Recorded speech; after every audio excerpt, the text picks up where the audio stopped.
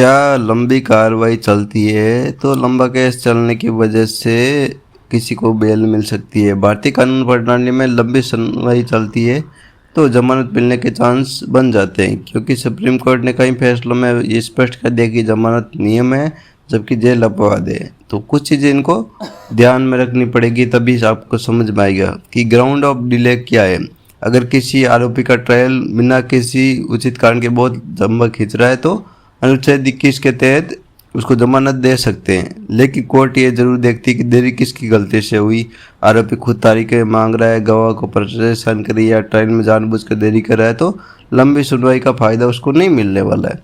दोष सिद्ध होने की संभावना, यदि अभियोजन के पास सबूत बहुत मजबूत है तो कोर्ट गंभीर अपराधों में लंबी सुनवाई के बावजूद भी जमानत देने में सावधानी बरतती है। हिरासत की अवधि डिपेंड करती है कि अदालत अक्सर ये देखती है कि आरोपी ने सजा के संभावित अनुपात में कितने समय जेल में लेता है। उदाहरण के लिए किसी को उम्र कैद की सजा हो गई तो उसको अगर 3-4 साल बिता लिए तो संभावना बनती है, लेकिन वो डिसाइड कोर्ट ही करेगा। और ट्रायल शुरू नहीं हुआ तो गंभीर अपराधों में क्या होता है, जैसे ये अपराध हो गया, देखो इससे क्या होता है, सामान्य अपराधों की तुलना में बहुत ज़्यादा कठिन हो जाता है, क्योंकि एक तो हाई प्रोफाइल हो गया। अगर इसको छोड़ देते हैं तो क्या असर पड़ेगा, आरोपी को बात छोड़ने से समाज पर क्या असर पड़ेगा, ये समाज को क्या खतरा है, क्या गवाह को प्रभावित कर सकता है, क्या सबूतों के साथ छेड़छाड़ कर सकता है। तो ये इस केस में संभावना लग रही है।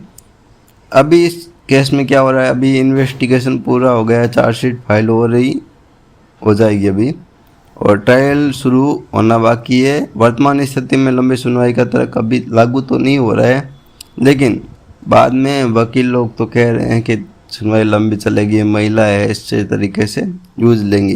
क्योंकि मैंने पहले भी बोला है कि केस वाइज केस ये चीज़ थोड़ा चेंज हो जाती है।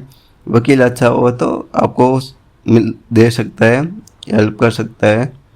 लंबे ट्रायल के आधार पर जमानत पाने के लिए कानूनी प्रक्रिया में अक्सर महीने या सालों का इंतजार करना पड़ता है। ये कोई शॉर्टकट नहीं है।